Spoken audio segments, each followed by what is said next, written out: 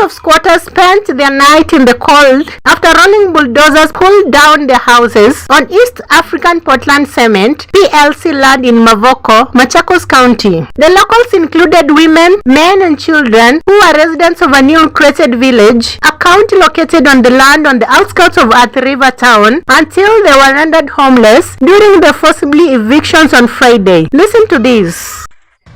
We are at the Sunset Boutique Hotel. Wenye mnajua penye SGR ya the river will stop. The land behind it. That's where I am. So tap the screen, share the live and screen record. Put it out there. Put it on Twitter, guys. Let's go. This government, we don't fight with cops. Cops are not on our side. We fight for ourselves. Sisi wenyewe ndio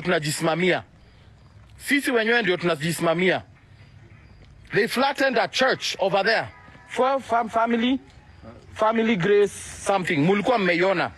It's been flattened. And you tell me that Ruto is a God-fearing man. He's a liar. Ni muongo. He's a liar. How can you flatten a whole church down? Uko unasema you are a God-fearing. You are a liar.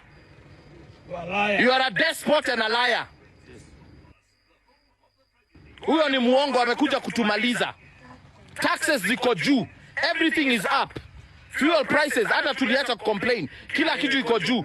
We can't even say anything about it. And anyone who tries to say anything about it, they bribe them and buy them. I cannot be bought.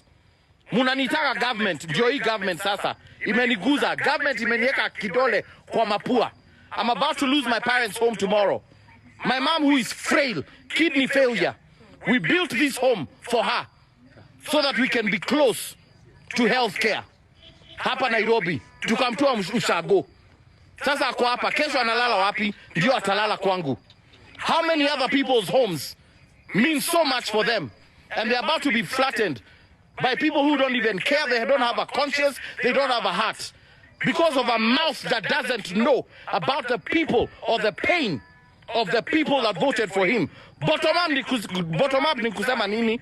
That meant you wanted to finish us. Ulikuwa unataka kutumaliza. Unanyanyasa mwananchi wa chini. Portland Cement nikuulize kiongozi. With all due respect, simiti ni uhai. Ndio ile uko. Wakisha jenga, hizo vitu wanataka kujenga, tutakula ama tupumue hiyo simiti. Why would you demolish people's homes in a half? You're not even halfway through. You're not even halfway through your speech. And already bulldozers are flattening people's properties. Don't tell me you care about the common mwananchi. You're a liar. Wewe ni mnyanyasi, umekuja kutunyanyasa. Wewe ni muongo. This country has been going down. Your graces have been going down. They've been going downhill. Haujali. Nitafuteni kwenye niko.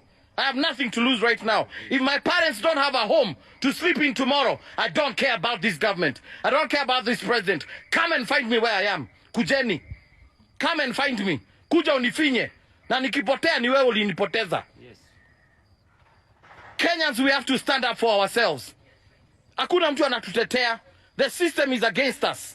The evictions happened 3 days after the court's ruling. The victims of evictions pleaded with the government to consider their plight during these hard economic times and reconsider its hand on the demolitions. 10 of bulldozers were involved in the demolitions under heavy security agency guards. The machinery rolled for close to 8 hours. The structures pulled down included residential houses, business premises, and a church. They included makeshifts and palatial homes and establishments.